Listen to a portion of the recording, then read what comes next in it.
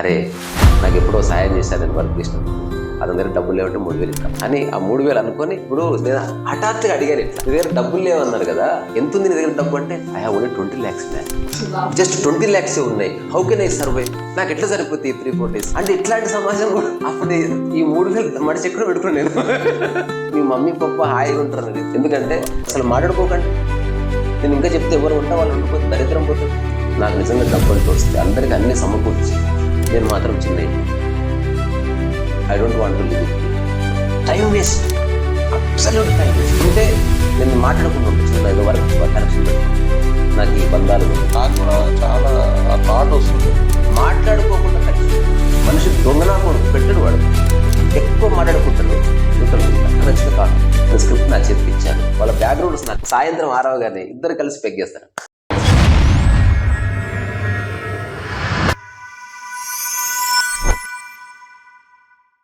Hi friends, ఈరోజు మనము కాంతా రిషా గారి దగ్గరికి వచ్చాము సరదాగా జస్ట్ మాట్లాడుకోవడానికి. సార్ దగ్గరికి ఎన్నో రోజులని నేను యూట్యూబ్లో ఫాలో అయ్యాను. సార్ యొక్క మాటలు కావచ్చు లేదా తను రాసినటువంటి బుక్స్ ఇవన్నీ చూసి నేను ఇన్స్పైర్ అయ్యి చాలా రోజులని ఫాలో అయ్యి నిన్న 2 days ముందు నేను డేట్ అడిగిన సార్ ఈరోజు మనకు టైం ఇచ్చారు, మనం సరదాగా మాట్లాడుకుందాం. నమస్తే సార్. నమస్కారం. ఎలా ఉన్నా? ఇప్పుడు బాగుంటాను. సూపర్. సో అంటే బాగుండకపోవడానికి కారణాలు కనిపిస్తాయి నాకు. అచ్చా, కారణాలు కనపడుతున్నావు. అందరూ కూడా కామన్గా అడుగుతుంటారు కదా బాగున్నారా అనేది. అందరూ బాగా లేకపోయినా బాగున్నారు అంటుంటారు. అది అబద్ధం కదా. అబద్ధం. అసలు ప్రకృతిలో బాగుండడమే ఉంది. ఏం జరిగినా అంగీకరిస్తే బాగున్నట్టే. ఎక్సలెంట్. అందుకని ఆ విధంగా నేను బాగున్నాను. సో అసలు యాక్చువల్గా ఏంటంటే నేను జనరల్గా మాట్లాడడానికి వచ్చిన అంటే మీ లైఫ్ స్టైల్ చూసిన తర్వాత అంటే ఎలా మనం ఉండొచ్చు, ఇది ఎలా సాధ్యం అనేది నేను తెలుసుకోవాలని అనుకున్నాను. ఇంత సింపుల్గా ఎలా ఉంటారు మీరు? సింపుల్గా ఎందుకు ఉండకూడదు అంటే మనిషికి తానేదో స్పెషల్ అని ప్రూవ్ చేసుకోవాలని ఒక పిచ్చి తాపత్రయం. ఓకే, అది నాకు లేదంటే.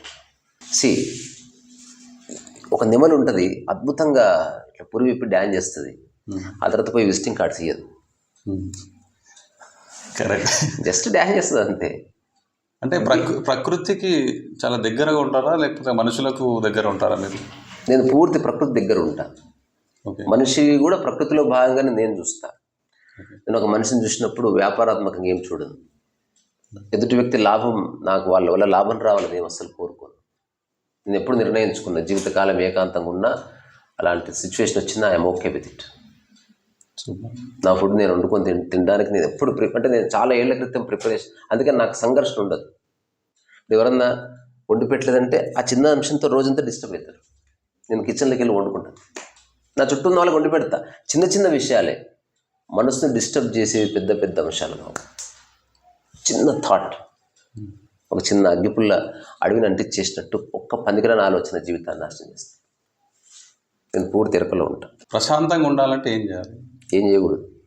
ఏం చేయకూడదు అంటే దాని అర్థం ఏం చేయకూడదని కాదు. ఓకే, కర్తాభావన ఉండకుంటే ప్రశాంతత ఉంటుంది. రెండోది, నీకు ఎంత సాధ్యమో అంత చేస్తే ప్రశాంతత ఉంటుంది. సాధ్యం కాని విషయాలు, ఉదాహరణకి ఇట్లా కూర్చుంటే హాయిగా ఉంది, ఎవరో ఒక గురువుగారి దగ్గరికి వెళ్తారు, వెళ్ళి నేను అంతులేని స్ట్రెస్ అనుభవిస్తున్నా, ఏం చేయాలి గురువుగారు అదంటే ఒకసారి చేయి ఇట్లా పెట్టవా, చేయి ఇట్లా పెట్టిన తర్వాత గురువు ఏం చేస్తాడు, వచ్చిన రాయి తీసుకొచ్చి చేయి మీద పెడతాడు. చెప్పేదో చెప్తున్నాను, మెల్లగా చేయి, గురువుగారు చేయి బరువు అవుతుంది, నువ్వు కూడా ఒక ఆలోచన ఏమైనా మోస్తున్నావేమో అట్లా. ఓకే, అంటే ఇప్పుడు బరువు అయితే ఏం చేస్తావు, పడేయాలి. ఆలోచన ఎట్లా పడేయాలో తెలుస్తలేదు. అందుకే నీ ధ్యానాలు వచ్చినాయి. ఇంతమంది గురువులు చెప్తున్నారు, but nobody knows how to operate a thought, how to deal with a thought. So thought రహస్యం ఏంది అసలు తెలుసుకోవట్లేదు మనిషి. పనికిరాని ప్రతి విషయం తెలుసుకుంటే యాప్ ఎట్లా డౌన్లోడ్ చేయాలి, రేటింగ్స్ ఎట్లా ఇవ్వాలి, Instagram, everything he knows except his thoughts. మిగతావి తెలిసినా తెలియకపోయినా ఏమీ కాదు. ఏదో రోజు నువ్వు మరణించబోతున్నావు, ఆ రోజు నువ్వు నీ మనసులో వచ్చే చిట్ట చివరి ఆలోచన నిన్ను బాధిస్తే నీ మొత్తం జీవితం వేస్టింగ్. That is enough. ఉదాహరణకు ఒక పిల్లవాడు ఏడుస్తున్నాడు, 20 ఏళ్ళు ఆనందంగా ఉంటే ఏమి, ఏడుస్తున్నాడు కదా. అసలు బాధ వచ్చిందంటే గతంతో సంబంధం లేదు, అది వర్తమాన అనుభూతి. సో అందుకని సంపూర్ణ ఎరుకలో ఉండాలి. నీకు ఎంత సాధ్యం అంత చేస్తూ క్రమక్రమంగా నీ వర్క్ని పెంచుకోవాలి. నీ థాట్ ప్రాసెస్ని క్రమక్రమంగా, ఒక క్రమానుక్రమణిక అంటారు, క్రొనలాజికల్గా వెళ్ళాలి. స్లోగా ఒక మర్రి చెట్టు పెరిగినట్టు పెరగాలి తప్ప పుట్టగొడుగు పెరిగినట్టు కాదు. దానికి ఎక్కువ లైఫ్ టైం ఉండదు. అందుకని ప్రశాంతత అనేది జీవన విధానంలో నుంచి వస్తుంది. నువ్వు కోరుకున్నంత మాత్రాన రాదు, కోరుకున్నంత మాత్రాన ఆకలి కాదు, కోరుకున్నంత మాత్రాన ఒక స్నేహం కాదు, కోరుకున్నంత మాత్రాన నిద్ర, ఏది రాదు. నువ్వు కోరుకుంటే దాని గ్రౌండ్ ప్రిపేర్ చేయి ఫస్ట్. రోజంతా చక్కగా పని చేస్తూ ఉండు, నిద్ర నీ దగ్గరికి వచ్చి కూర్చుంటా. అంటే ఇప్పుడు ప్రశాంతంగా ఉండకపోవడానికి రీజన్ అంటే నాకు తెలిసిన దాని ప్రకారం చాలామంది ఈ రిలేషన్స్లోనే ప్రాబ్లమ్స్ వచ్చి ఈ ప్రశాంతతను కోల్పోతున్నారు. ఇప్పుడు వేరే వాళ్ళ గురించి ఆలోచించడం దరిద్రం. ఎంత చెప్పినా మనిషికి పోదది. ఓకే, ఇది అర్థమైన వాడు నిజంగా ధన్యుడు. అర్థం కాకపోతే ఏముంది, అన్నీ ఉంటాయి, బాధ కూడా ఉంటుంది, బాధపడు హ్యాకర్. నిమిషంలో వేరే వాళ్ళతో సంబంధించిన ఏ విషయాన్నైనా తక్కువ సమయంలో ముగించేసేయాలి. నీ పక్కన ఒక మనిషి సంవత్సరం ఉన్న అతని గురించి ఏమీ ఆలోచించిన స్థితిలోకి రావాలి. ఇది అర్థం చేసుకోవాల్సిన విషయం. కానీ ఎవరికి ఇష్టం లేదు, ఆసక్తి లేదు, ఎప్పుడు అదే ప్రాబ్లం. ఇప్పుడు ఉన్నది ఒక్కరో ఇద్దరో చుట్టుపక్కల, వాళ్ళతోనే కాన్ఫ్లిక్ట్ ఉంది. నీ బొంద నువ్వు బయట ఏం చేస్తావు? ఒకవేళ బయట నీకు మంచి సంబంధాలు ఉంది అనుకో, నువ్వు నటిస్తున్నట్టే. ఇది ఎక్కడ నటిస్తుండాలి లేదా అక్కడ నటిస్తుండాలి, ఎక్కడో చోట యు ఆర్ అన్ యాక్టర్. అటు కాకుండా జస్ట్ నీ వర్క్ ఏంటో నువ్వు రియలైజ్ అయ్యి నువ్వు దాంట్లో సంలీనమైతే చాలు. అవసరమైతే ఒక్క మాట మాట్లాడు. నేను ఎప్పుడు ఒక మాట చెప్తా, ఫేషియల్ ఎక్స్ప్రెషన్స్ ప్లెజెంట్గా ఉండదు. అవసరమైనప్పుడు అరిచినప్పుడు వేరు, but most of the time neutral expression లేసుకుండు. అలాగే రోబోటిక్గా కాదు, ఎక్స్ప్రెషన్ లేసుకుండు. తక్కువ మాటల్లో విషయాన్ని కన్విజి, ఏదో వాడు ఇట్లని అట్లని చెడగొట్టుకుంటాడు మనిషి. మనిషి అంత పిచ్చివాడు ఇంకోటి లేడు. అంటే మంచిగా ఉన్నదాన్ని చెడగొట్టుకోవడంలో మనిషి సిద్ధహస్తుడు. మంచిగా ఉంది ఈరోజు, ఒక మాట అని చెడగొట్టుకుంటాడు. ఆ రోజు ఆ ఒక్క మాట అనకపోతే ఏమిగా అనేస్తాడు. ముఖం చిట్లిసినట్లు చెడిపోతుంది. దరిద్రం అంటే అదే. అంటే ఇప్పుడు సమస్య ఇంట్లో నుంచి కూడా వస్తుంది కదా, అంటే బయట వాళ్ళని మనము, సమస్య బయట లేనే లేదు, సమస్య నీ మైండ్లో ఉంది. నీకు సగం సగం అర్థమైంది అంతే. ఇప్పుడు నువ్వు సైకిల్ ఎక్కుతున్నావు, పడుతున్నావు, సైకిల్ ఎక్కుతున్నావు, మన సైకిల్దే తప్పు, నీదే తప్పు. అట్లనే ఒక మనిషితో గొడవ అవుతుంది, అక్కడ అర్థం చేసుకోవాల్సింది ఏదో ఉంది. గొడవ కాకుండా ఎలా ఆపరేట్ చేయొచ్చు? You are not interested. నువ్వు ఇంకా గొడవ పడడానికి ముందుకెళ్తున్నావు, మళ్ళీ ఆర్గ్యుమెంట్లో పడుతున్నావు, మళ్ళీ మొహం చిట్లిస్తున్నావు, మొహం చిరాకు మళ్ళీ చిరాకు పడుతున్నావు, తలుపేసుకు ఏం చేస్తున్నావు బాబు నువ్వు? అసలు ఆ ప్రశ్న రాదు. ఒక చీర సెలెక్ట్ చేస్తున్నప్పుడు మస్తు అవేరుగా ఉంటున్నారు, నాకు ఈ కలర్ నచ్చుతుంది, ఆ కలర్ నచ్చుతుంది. ఈ ఇంత ముఖ్యమైన విషయంలో నో అవేర్నెస్. ఎందుకంటే నాకు ఓవరాల్గా అర్థమైందంటే మనిషికి తను అనుభవించే అన్ని బాధలు స్వయంకృత అపరాధమే 99%. కొన్నిసార్లు నిజంగానే బయట ఎవడో మూర్ఖుడు ఉంటాడు, వాడు మనల్ని గెలుపుకుంటాడు, వద్దన్న ఇబ్బంది పెడతారు. అట్లాంటి వాళ్ళతో కొంచెం ప్రాబ్లమే. కొన్నిసార్లు అట్లాంటి వదిలేసి వెళ్ళిపోవాలి, అక్కడ ఉండకూడదు. అంటే తెలిసి తెలియక కూడా మనం మోసపోతుంటాం. మోసం వేరు, ఇప్పుడు మాటలతో మోసం ఇక్కడ ఉంది. సో ప్రామిస్లో మోసం ఉంది కదా, అంటే మన వెంట ఉండే మనం నమ్మించి మోసం, అదే ప్రామిస్లోనే మోసం ఉంది, ఉత్తమ మోసం ఏమి. సో అందుకని ఎవరి ప్రామిస్లు నువ్వు నమ్మకు, నువ్వు ఎవరికి ప్రామిస్లు ఇవ్వకు. నా జీవితంలో నేను ఒక్కరికి కూడా ఏ ప్రామిస్ చేయను. ప్రామిస్ అంటే చేయను, ఏ రోజు ఆ రోజు ఎప్పటికప్పుడే. నువ్వు నన్ను జీవితకాలం బాగా చూసుకుంటావో నాకు తెలియదు. అంటే సమస్యలు కూడా మనకు ఉన్న కోరికలతో కూడా సమస్యలు క్రియేట్ అవుతున్నాయి. ఆ కోరికను ఇప్పుడు మనం ఎంత చేసినా ఇదంతా సూపర్ఫిషియలే. ఒకటే లైన్ ఏంటంటే understand your mind, understand your needs. అది తెలియకుండా నీ జీవితంలో నువ్వు సరే యవ్వనంలో ఉన్నావు, మీదికి పోయి కొట్లాడతావు, ఒకరోజు కాళ్ళు బీరింగ్లు అరుగుతాయి. అప్పుడు ఎవరో దాడి చేయడం కాదు, నీ మనస్సు నీ మీద దాడి చేస్తుంది. నేను చాలామందిని చూశాను. నేను ఒక దేవాలయంలో ఉండేవాడిని. అక్కడ ఒక పెద్ద ఆవిడ 82-83 ఇయర్స్ ఉండేది. ఆమె స్నానం చేసి బట్టలు ఉతుక్కుంటూ బట్టలు ఆరేసుకుంటూ ఆ బట్టలు ఇట్లా పిండుతూ తిట్టేదనమాట. రకరకాల బూతులు తిట్టేది. నేను ఆశ్చర్యపోయేవాడిని. ఒకసారి కిటికీకి వెళ్ళి చూశాను. అంటే ఆమె నిజంగా మాట్లాడుతుందా, చాలా డేంజరస్గా, అంటే నిన్ను చంపేస్తా, నిన్ను నరికేస్తా, నువ్వు అట్లంట వారా దొంగ కొడుక, అది ఇదని. అదంతా అది దులిపితే వాడు అయిపోయాడు. నెక్స్ట్ ఇంకొక బట్ట తీసుకుంటే ఇంకొకరి పేరు. ఒకసారి ఏం చేశానంటే హఠాత్తుగా డోర్ తీసుకొని పోతే తిట్టడం ఆపేసాను. అప్పుడు నేనేం చెప్పానంటే, నా పని నాది, నేను బాత్రూమ్కి వెళ్తున్నాను, నీ పని ఇది, నేను వచ్చానని తిట్టడం ఆపకు. ఎందుకంటే నువ్వు ఆపినంత మాత్రం తిట్లేం ఆగు. నాకు అర్థమైందంటే ఇప్పుడు నువ్వు మార్చుకోలేని స్థితికి వచ్చేసినావు. అంటే నువ్వు ఒక వ్యక్తిని ఏమనాలో అవన్నీ అన్నా ఆ వ్యక్తి డామినేషన్ నీ మీద నడిచింది ఏమన్నా. ఇప్పుడు ఆ వ్యక్తులు ఎక్కడో ఉన్నారు, నువ్వు వాళ్ళ దగ్గరికి పోలేవు, నువ్వు కొట్లాడలేవు, నువ్వు ఆటో ఎక్కిపోలేవు, నడిచిపోలేవు, నీ పళ్ళు ఊసిపోయినాయి, నీ మోకాళ్ళు, కానీ మైండ్ చాలా స్ట్రాంగ్ ఉంది. బాహుబలి అది అది దాడి చేస్తుంది. అందుకని ఇప్పుడే నీకు మ్యాక్సిమం 40 వచ్చే లోపు అండర్స్టాండ్ ద మైండ్, లేదా సస్తివి. నేను శాపం పెట్టట్లే, నిజంగా మైండ్ నీ మీద దాడి చేస్తుంది. నీ ప్రథమ శత్రువు, నీ అంతిమ శత్రువు నీ మనస్సే. ఇందులో ఏ సందేహం లేదు. ఈ ప్రపంచంలో యుద్ధం జరగడానికి కారణం మనస్సు, ప్రేమించడానికి కారణం మనస్సు, ఇంత గొప్ప డిజైన్స్ బయటకు రావడానికి కారణం మనస్సు, ఆటం బాంబు సృష్టించడానికి మనస్సే కారణం. యోగవేమన సినిమాలో ఉంటుంది, మనస్సే బంధానికి మోక్షానికి మార్గం ఉంటుంది. ఎట్లా చూస్తే అట్లా.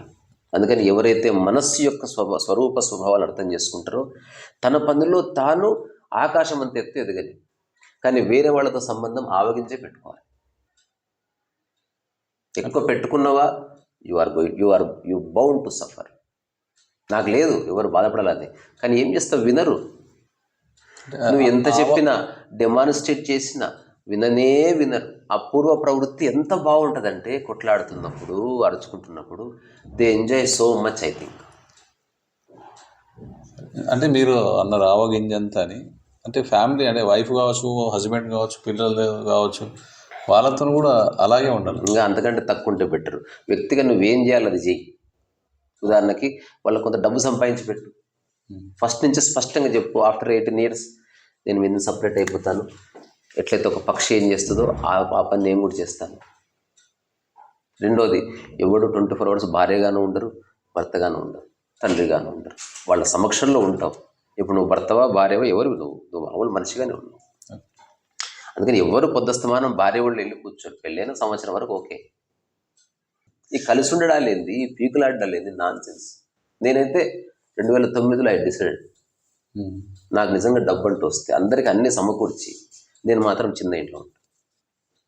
I don't want to live with people. No,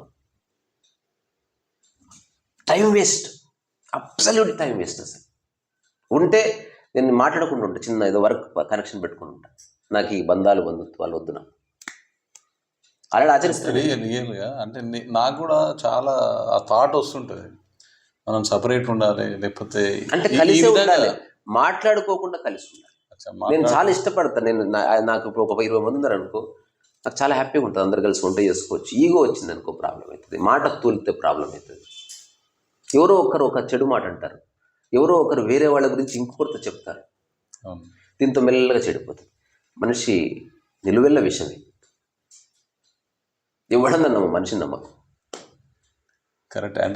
be alert and aware. పాములో అంటే తలలో విషయం ఉంటుంది, నాలుకలో విషయం ఉంటుంది. మనిషి ఏంటంటే మనిషి విషయం తోకలో మాట ద్వారా కక్కుతాడు. మనిషికి మీరు అన్నట్టు ఒక రకమైన మనిషి పట్ల ఇంకో భావన ఉంటుంది. ఏదో అది ఎట్లా చెప్తావు? నీకు ఓన్లీ మాధ్యమం మాటనే. ఆ మాటలో విషం పూసి కక్కుతావు అన్నమాట. అట్లా చెడిపోతుంది. కుటుంబాలు చెడిపోవడానికి ప్రధాన కారణం డబ్బు కాదు, లేకపోతే ఏం కాదు, మాట.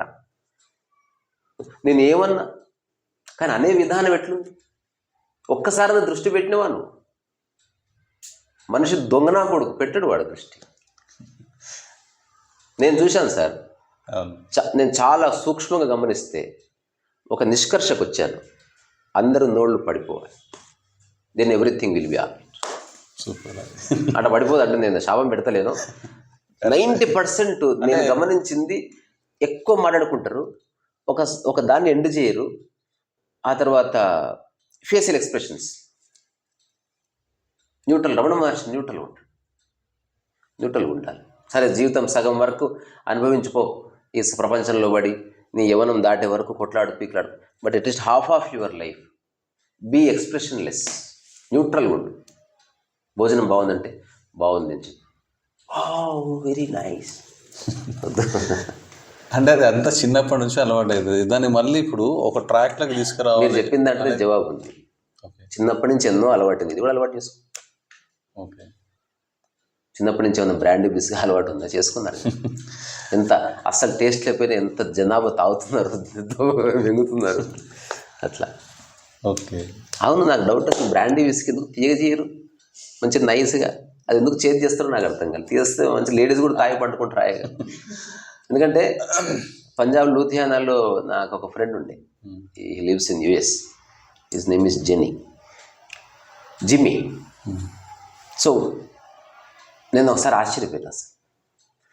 వాళ్ళు నన్ను కలిసినప్పుడు ఢిల్లీలో ఆడి కార్ ఉంటుందో బెట, ఆడి కార్ అంటే ఇట్లా రాయల్ కార్, కాస్ట్ కాదు, మంచి కార్ అంటే రోల్స్ రాయిస్, ఆడి అంటే ద బెస్ట్ కార్.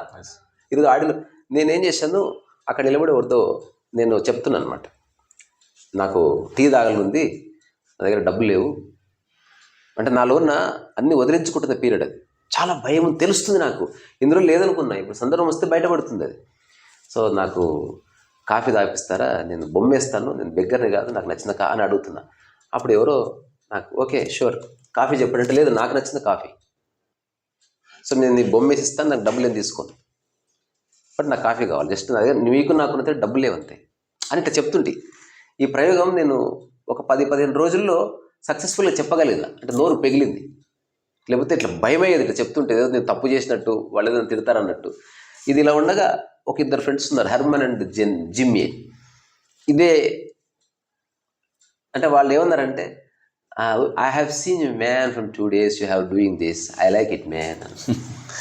అంటే నేను చూస్తున్నాను 2 రోజుల నుంచి, don't worry from today onwards, ఎప్పుడు మేము ఇక్కడికి వచ్చినా నువ్వు కాఫీ మేము దాపిస్తాం, భోజనం మేము పెడతాం, come let us work together. వాళ్ళు ఒక ఇంగ్లీష్ సినిమా తీస్తున్నారు హాలీవుడ్, దాని పేరు కూడా చెప్తా, వైల్డ్ వైల్డ్ ఈస్ట్ లాగా, వైల్డ్ వైల్డ్ వెస్ట్ లాగా, వైల్డ్ వైల్డ్ అని పెట్టి ఏదో చేస్తున్నారు. దాన్ని రైటర్స్ గిల్డ్ ఆఫ్ అమెరికాలో దాన్ని రిజిస్ట్రేషన్ చేయించారు, దాని స్క్రిప్ట్ నా చేతికి ఇచ్చారు.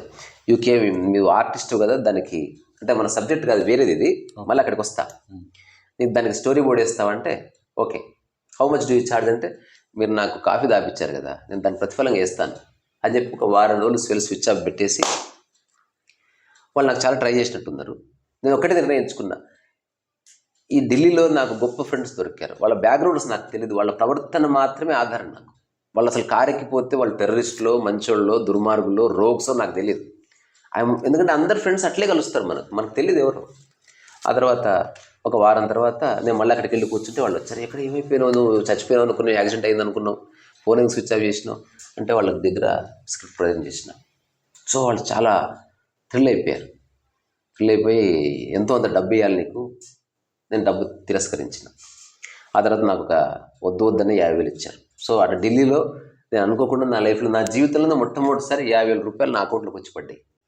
అరే నాకు ఎప్పుడో సాయం చేశారు నేను వర్క్ చేసినందుకు, అతని దగ్గర డబ్బులు లేవంటే 3,000 ఇద్దాం అని ఆ 3,000 అనుకొని, ఇప్పుడు నేను హఠాత్తుగా అడిగాను, ఇట్లా నీ దగ్గర డబ్బులు లేవన్నారు కదా, ఎంత ఉంది నీ దగ్గర డబ్బు అంటే, I have only 20 lakhs man,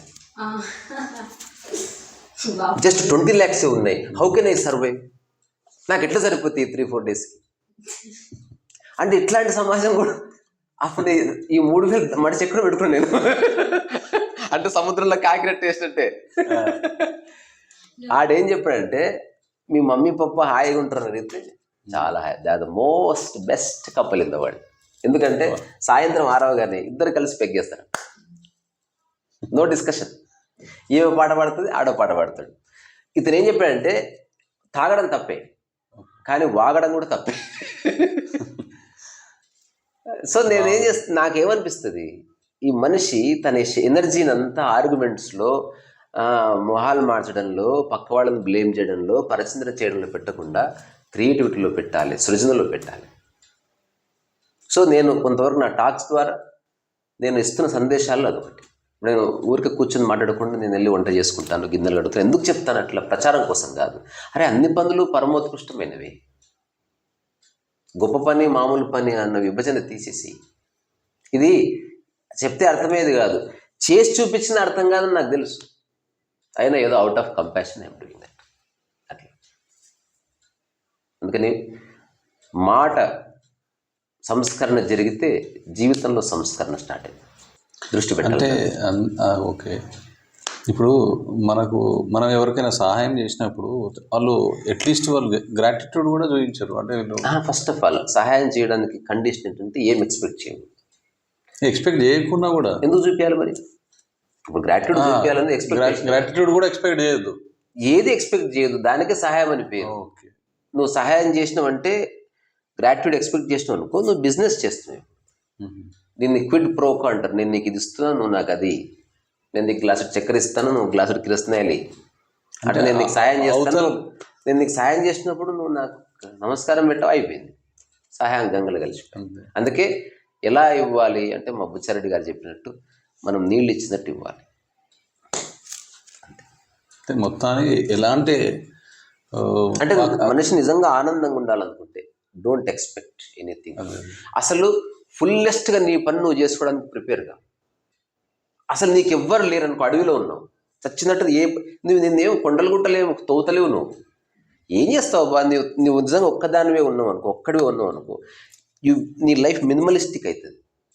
నేను కొన్ని సంవత్సరాలు వంట చేసుకొని తిన్నా, 4 పాత్రలు ఎప్పటికప్పుడు కడిగేసేవాడిని. ఇప్పుడు మనిషి ఏం చేస్తాడు, చాలా పాత్రలు, ఈ గిన్నె అయిపోయిందా అది గడగడు, ఇంకోటి లాగుతాడు, అది గడగడు. తప్పిది. సంస్కరణ రావాలి. ఎవడో సంస్కరిద్దామంటే చేయనీయరు, ఇదొకటి ఉంటుంది. అందుకే ఎవరి కిచెన్ వాళ్ళకు ఉండాలి. నా కిచెన్ ఉంటే ఓన్లీ 4 పాత్రలే, అయిపోయింది. ఏముందబ్బా బోడి, ఈరోజు పొద్దు వండావు, కడిగేసుకో వెళ్ళి, మళ్ళీ ఎంబడి తీసి వండుకో. ఈ గిన్నె అయిపోయింది, ఆడ నొక్కితివి, మళ్ళీ దీంట్లోకి వెళ్ళి తీసి మళ్ళీ దాంట్లో నొక్కితివి, మళ్ళీ పైకి వెళ్ళి తీసి దాంట్లో నొక్కితివి. ఇవన్నీ ఎవడు కలగాలి? నువ్వే కడగాలి. అప్పుడు అనిపిస్తుంది తూని అమ్మ అనిపిస్తుంది. సింప్లిఫై. తర్వాత బట్టలు సింప్లిఫై. ఏం వేసుకోవాలి ఆలోచించకూడదు లైఫ్లో, ఏదో ఒకటి వేసుకో, కోయి బాత్. అంటే ఇప్పుడు బిగ్గెస్ట్ అంటే ఘట్టం ఒక ఏజ్ వచ్చిన తర్వాత మ్యారేజ్ వస్తుంది. చాలామంది అంటారు పెళ్ళి చేసుకుంటే వీడు సెట్ అవుతాడు, లేకపోతే చాలా పెద్ద మనుషులు అంటుంటారు కదా. కానీ ఇప్పుడు పెళ్ళే సమస్యగా మారింది చాలా. నేను నా బిడ్డ ఒక టాక్ చేసిన ఏంది, కంపల్సరీగా 2 చేయమని చెప్తా సమాజం. అదొకటి డబ్బు సంపాదించడం, 2 పెళ్లి చేసుకో. They are compulsories. ఎందుకు? దానికి ఏకైక కారణం ఉంది, ఎవ్వరికీ నిన్ను చూసుకోవడం ఇష్టం లేదు. అదే ఒకడు nobody have interest in you. 33 years old bye నా దగ్గరకు వచ్చిండు. అదే టెన్షన్తో 33 years అయింది ఇంకా పెళ్లి చేసుకున్నాను, ఇంట్లో నుంచి ఒత్తిడి, తర్వాత జాబ్లో ప్రమోషన్ రాలేదని వాడు డిప్రెషన్లో పోతున్నాడు. నిన్న పోతే పోలే విషయం అది కాదు. అసలు వీటికి డిప్రెషన్కి ఏ సంబంధం? అట్లీస్ట్ ఒకటి పెళ్లి చేసుకొని సాగుగొట్టే అవకాశం వస్తే చేసుకోవాలి. ఇగో కారు నడపడం రాకుండా నడిపితే ఎట్లయితే యాక్సిడెంట్ అవుతుందో, పెళ్లి చేసుకున్న ప్రతి ఒక్కరికి యాక్సిడెంట్ అవుతుంది. ఎందుకంటే ఎవరికి తెలియదు ఒక ఆడదాన్ని ఎట్లా హ్యాండిల్ చేయాలి, ఎట్లా సంసారం చేయాలి. అది ఎవరు చెప్పారు? అంత ఫస్ట్ హ్యాండే అది. నువ్వు ఇప్పుడే కార్లో కూర్చోబెట్టి పో అన్నట్టు ఉంటుంది. అది ఎవరికి తెలియదు. అది ఎవరు చెప్పేటోళ్ళు. నేను ఏమంటే చేస్తుంటే తెలుస్తుంది పిట్ట కథలు చెప్తారు. అంతే, ఎందుకంటే వాళ్ళకి అట్లే పాడేది. అందుకని కరెక్ట్. అది పెళ్లి చేసుకుని నువ్వు అన్ని పనులు ఇప్పుడు నేను చేస్తున్నది. I'm not depend upon my wife. దాని అర్థం ఎవరిష్టం వాళ్ళది. నేను ఎవరినబ్బా ఒకరిని రూల్ చేయడానికి? నేను కింగ్ని కాదు, నేను ఏమీ కాదు.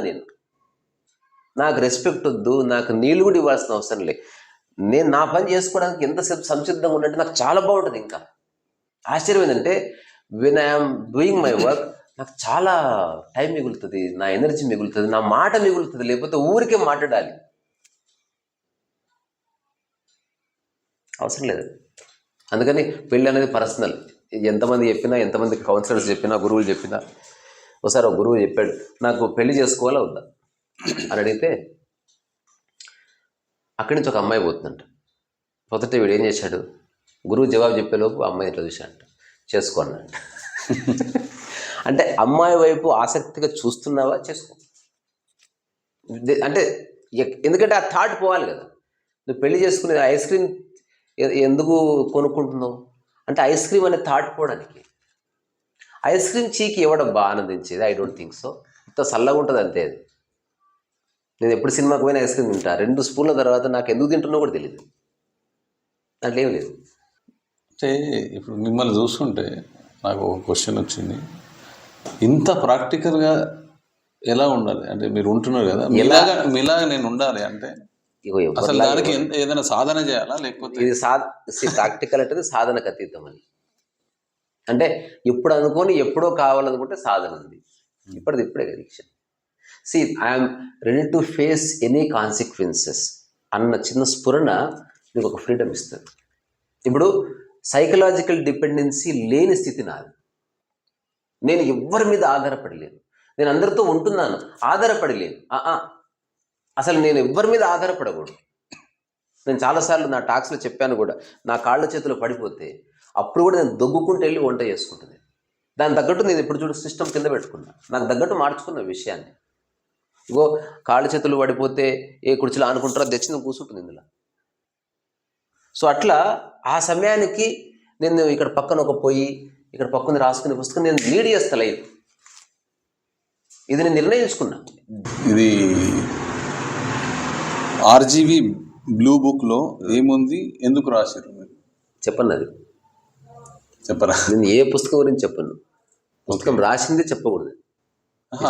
ఆర్జీవి అని చెప్పను.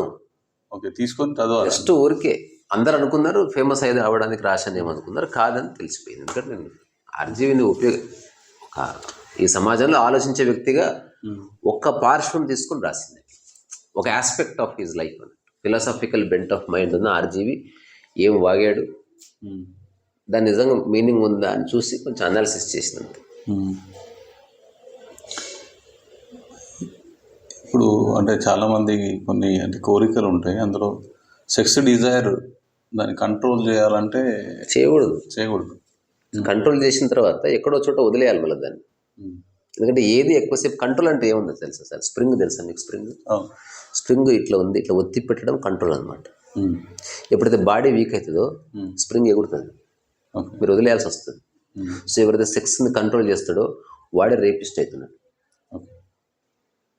Understand sex, don't control it.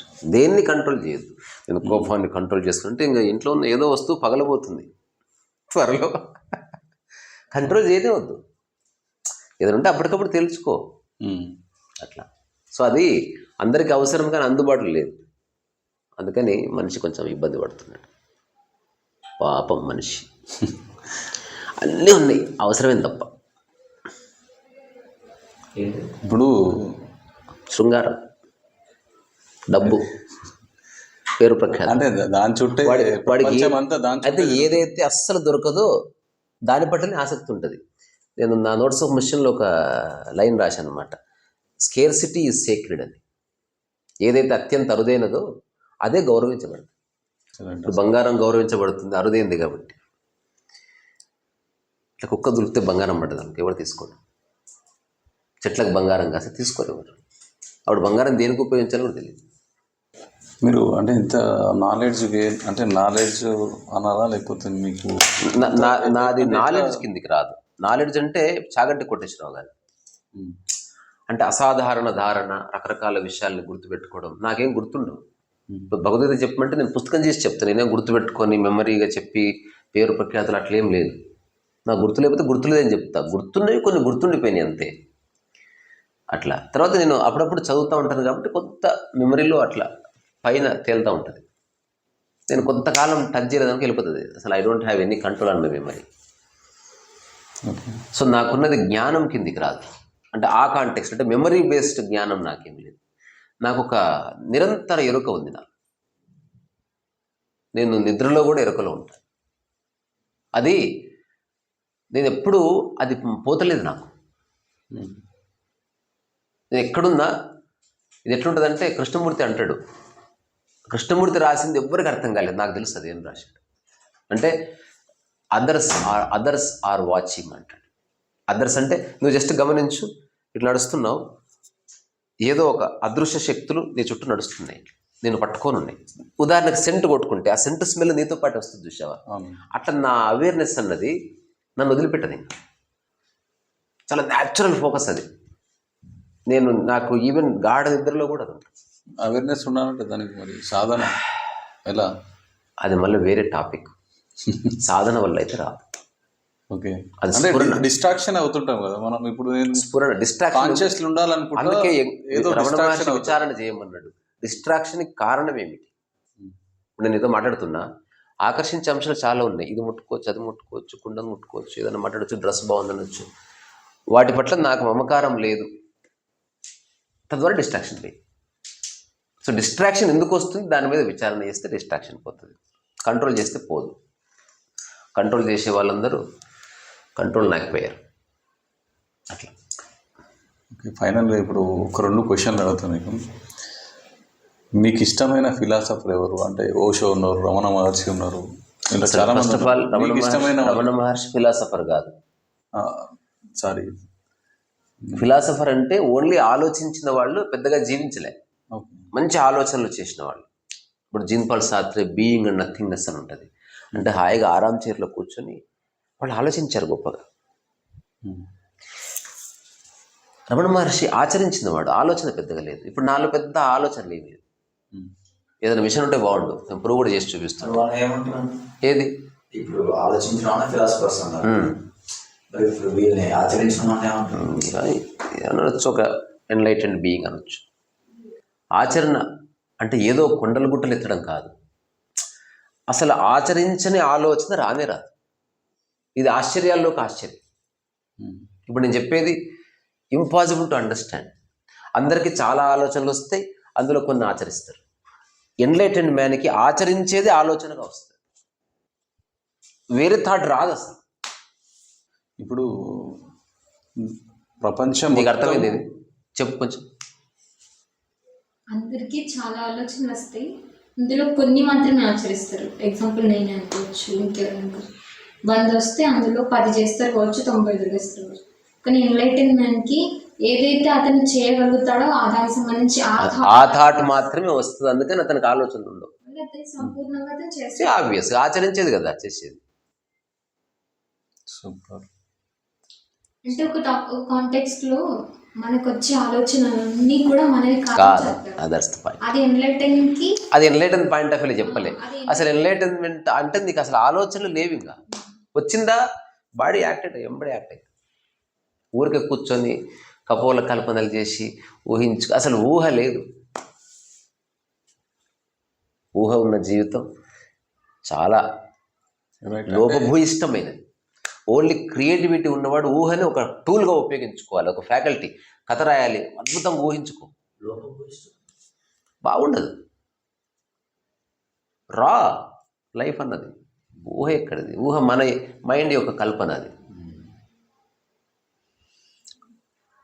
డబ్బు గురించి మీ అభిప్రాయం? అంటే ప్రపంచం అంతా డబ్బు తిరుగుతుంది, అంతవరకు ఎంత అవసరం అన్నది నీ యొక్క ఇంటెలిజెన్స్, అది నువ్వే నిర్ణయించాలి. ఉదాహరణకి ప్యాంట్ అవసరం, ఏ సైజ్ అనేది నేను నడుము చూసుకోవాలి. అంటే ఎన్ని కోట్లు వచ్చినా జనాలకు సరిపోతుంది. మన డిస్కషన్లో ఫస్ట్ ఒక మాట అనుకుందాం. నువ్వు ఈ భూమి మీద ఒక్కడివే ఉన్నావని నిర్ణయించుకుంటే అసలు నీకు చాలా విషయాల్లో ఒక మినిమలిస్టిక్ లైఫ్ వస్తుంది. డబ్బు ఉన్నది వృధా చేయడానికి కాదు, అవసరానికి మాత్రమే. అవసరమైతే 1,00,000 ఖర్చు పెట్టు. ఆ సిచ్యువేషన్ డిమాండ్ చేయాలి. అదే పబ్కి వెళ్ళడానికి, బంగారు ఉంగరాలు పెట్టుకోవడానికి ఒక 1,00,000 రూపాయల అదేమంటారు హ్యాండ్ బ్యాగ్ వేసుకుంటారు కొందరు, గుచ్చి. ఎందుకు? Not necessary. వేసుకునే వాళ్ళకి నేను అగెనిస్ట్ కాదు. కొందరికి వాళ్ళ పనే షో ఆఫ్ చేయడం. They are in show business. వాళ్ళు బయటకు వస్తే వాళ్ళు పెట్టుకున్న క్లిప్ దగ్గర నుంచి ఫోటోగ్రాఫర్స్ పోజులు వేయడానికి వస్తారు. They are all walking mannequins. కానీ లైఫ్ అట్లా ఉండదు. నా దృష్టిలో జస్ట్ ఆ బట్ట అన్నది నాకు ఆచ్ఛాదన మాత్రమే. దాన్ని కూడా కొంచెం అందంగా పొద్దున్న వేసుకున్నాను, అది లోగో నేనే ప్రింట్ చేసుకున్నాను. So I'm all for art. Luxury అంటే డబ్బుకు సంబంధం లేదు, అనుభవించగలిగే సామర్థ్యం అది పుష్కలంగా వదినాలి. ఏదైనా బురదలుంటే బురద పంచు. ఏమో ఈ జీవితానికి ఇంతే. ఎంత అనుకున్నా నిశ్చలత్వం నుండి మాట్లాడుతున్నావు పక్క. కరెక్టే, ఏదుందో కానీ నేను రకరకాలుగా పరిపరి విధాలుగా, అంటే నేను జస్ట్ 30 సెకండ్స్ చెప్పింది నేను నా వాడికి విరామాన్ని ఇస్తా. ఎన్నో రకాలుగా నేను ఆలోచించిన. నాకు ఎంతసేపు ఇన్నర్ వాయిస్ అని చెప్పాను, నాకు ప్రకృతి కనిపిస్తుంది, సాదాసీదా జీవితం బాగుంది రీసా అని చెప్తుంది. ఇప్పుడు ఒక తామరపూల చెట్టుకి ఎందుకు బాగుంటుంది, లిప్స్టిక్ వేసుకోలేదు, అది ఎలా ఉందో అది ఎలా ఉందో అలా ఉంది. నది ఎందుకు బాగుంటుంది, సంస్కరణకు అతీతం, ఎవడు సంస్కరించలేదు దాన్ని, అందుకే బాగుంది. స్విమ్మింగ్ పూల్ బాగోదు, మనిషి చేసాడు, రోజు క్లీన్ చేయాలి దాన్ని, రోజు క్లీన్ చేస్తేనే బాగుంటుంది. అందుకని నేను ఆల్మోస్ట్ ఒక నదిలా ఉండాలనుకుంటున్నాను, వ్యక్తిగతంగా నేను ఉంటున్నాను. అంటే నా పర్సనల్ లెవెల్లో నేను చాలా అతి సాధారణ జీవితం, ఈ జీవితకాలం నేను మిస్ చేసుకోను. ఎక్కడంటే అక్కడ కూర్చోగలగాలి, ఎవరో చూస్తున్నారు, మనకున్న ఇమేజ్ పడిపోతుంది, దాన్ని బొందబెట్టే ఇమేజ్ లేదు, పాడలేదు, అటువంటివన్నీ అబద్ధాలు. అసలు పరువు పోయింది అని ఒక ఆయన నాతో అంటే, అసలు పోయేది పరువే కాదు. ఫస్ట్ ఒకవేళ ముక్కులాగా ఉండాలి పరువు, వర్షంలో నాన్న కొట్టుకున్న తిట్టుకున్న ఊసిపోతలేదు, అట్లుండాలి పరువు. ఇదేం పరువు, ఒకడు వాడుకోమంటే పోయింది. అంటే ఒకరి చేతిలో ఉంది మన పరువు. పరువు ఇది పరువు కాదు, హ్యాపీనెస్, పరువు, ఎవ్రీథింగ్. అంటే అంటే ఆల్వేస్ వీఆర్ లుకింగ్ అవుట్వర్డ్లీ. ఇది పరువు కాదు, అనవసరంగా మోస్తున్న బరువు. అంటే దీనికి ఒకటే సమస్య ఏంటంటే అవుటర్ వరల్డ్ నుంచి మనము మన ఇన్నర్ వరల్డ్లోకి రావాలి, రైటా? అది మళ్ళీ భాష, మన వరల్డ్ అనగానే మళ్ళీ. అందుకని జస్ట్ నువ్వు పుట్టుకతో ఉన్న వాటిని తిరిగి గుర్తించు. మళ్ళీ ఇన్నర్ వరల్డ్, నీ అంతరంలోకి తొంగి చూసుకుంటే రకరకాలుగా తొంగి చూసే ప్రయత్నం చేసి వస్తలేదే. నేను లోపలికి తొంగి చూసుకుంది, లోపలికి పో, ఇవన్నీ పిచ్చకుండ్ల మాటలు, ఇవన్నీ మళ్ళీ మిస్రీడింగ్, అవన్నీ కాదు.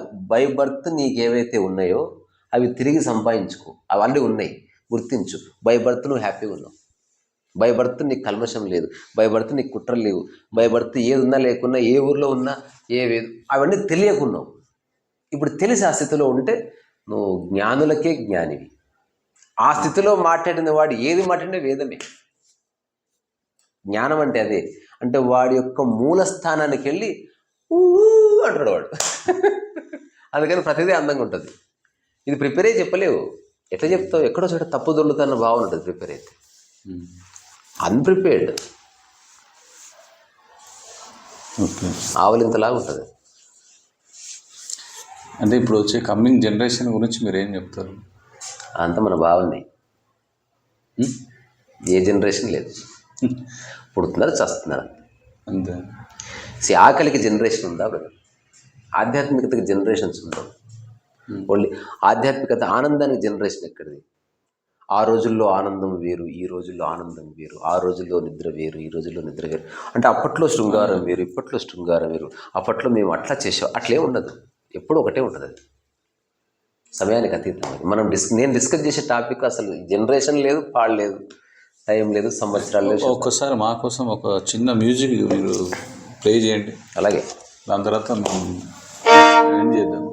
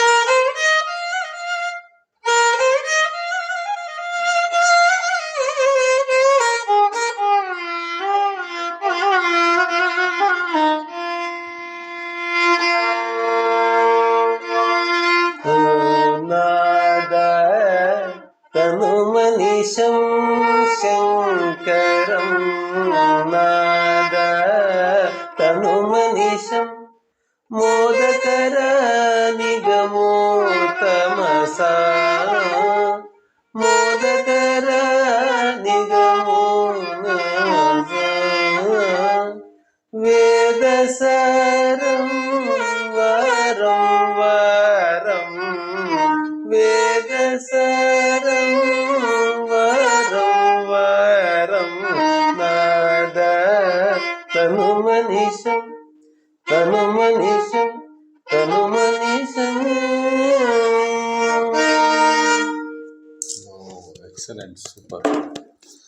థ్యాంక్ యూ సో మచ్ మాకు ఇంత సమయం వెచ్చించి. అంటే నా జీవితానికి ఒక లక్ష్యం లేదు, నేను జీవితంలో ఏమీ సాధించబోవడం లేదు. నేను నా ఓటమిని అంగీకరించాను. ఈ సోకాళ్ళు ఈ కాంపిటేటివ్ వరల్డ్లో పడి నా దమా ఖరాబ్ చేసుకోవాలనుకోవట్లేదు. నాకు సాధ్యమైంది పక్కా చేస్తా, అట్లాగే ఈ శరీరాన్ని పరిపూర్ణ ఆనందంగా వదిలేస్తా ఒకరోజు. బాత్ కథ. Thank you so much. మీ మీ మీ అంటే మీ వెంట మేము నడవాలంటే మాకేమో నీ వెంట నువ్వు నడవడమే. ఇక్కడ ఎవరు మూలానికి వేరు నువ్వు నేను ఏమి ఉండదు. అందుకే నేను ఒక ఆశ్రమంగానే ఎందుకు పెట్టట్లేదంటే మూలానికి ఆశ్రమం ఎందుకు, వైలెందుకు పెట్టాలి ఆశ్రమం, అది నేర్చుకోవాలి కనుక. So I don't want to do anything like that. నేనేం చెప్తున్నా, ఉన్న చోటే ఉండండి. మీ ఇల్లే మీ ఆశ్రమంగా మార్చుకోండి. మీరు చుట్టుపక్కల ఉన్న వాళ్ళతో ఎక్కడో బయటకు వెళ్ళి పీకడం కాదు, ముందు ఇంట్లో పీక్ కొంచెం. ఇందులో ఒకలాగా బిహేవ్ చేసిన ఒక వారం కొత్తగా ప్రవర్తించి చూడు, హంబుల్గా మాట్లాడి చూడు, నీ ప్రశాంతత అక్కడే తెలుస్తుంది. ఆశ్రమానికి పోక్కర్లే.